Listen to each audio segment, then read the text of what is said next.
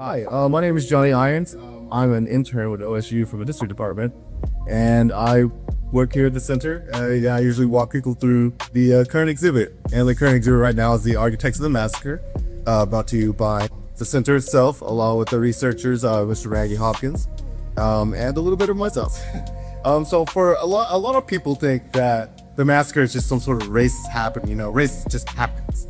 That's what the current consensus is.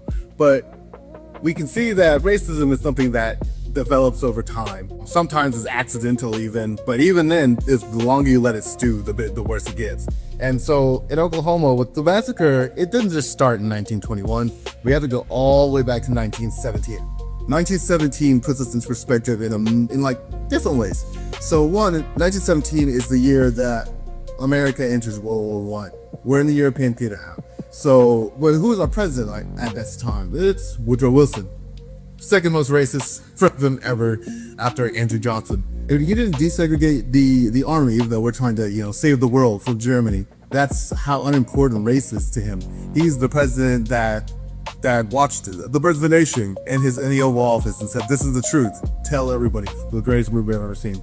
So, we're in war now. So, we have lots of different governors, everything doing their part to show that their state is supporting the war. One of those guys is Robert Lee Williams.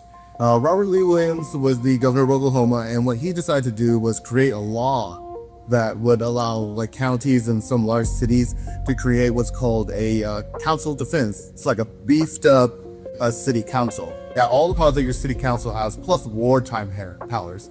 And if you've been alive for the last 5 decades, you know that war powers can mean anything from give us bail bonds to enlist in the army now, or stay off your streets after 9 o'clock. It can mean a multitude of things. So that's where Tulsa comes in. Tulsa is one of the very few cities that actually enacted this law here.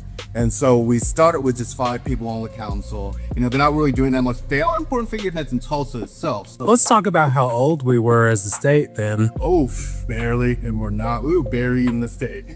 Tulsa had only been around for 8 years. Give people some context. So, and even though we're moving into the business and the newspaper, it's really important to acknowledge who these men actually were and what their roles were in their, so-called daytime jobs. Because we have McFarland. A lot of people who are from here know about him. He's the director and the founder of the National Exchange Bank, which, comes the Bank of Oklahoma much later. Guy Gibbons, he's not as important as some of these guys, but you need to know about him because he's the guy who was the reporter for the Tulsa Daily World. And so he's the one who gathers the information from all of these people on the board or just outside in your city. He's an instigator is what he buys. And so you let these guys know so that they can instigate any sort of issue with any of their propaganda that they want. The only thing that people were reading were newspapers. Yeah. Not everybody had a radio.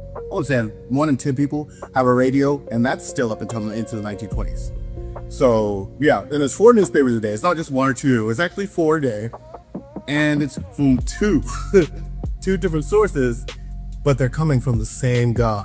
So you just very, very analogous to now. People complain about the condensing of social media now, but it's just as bad then because they didn't have any of the technology.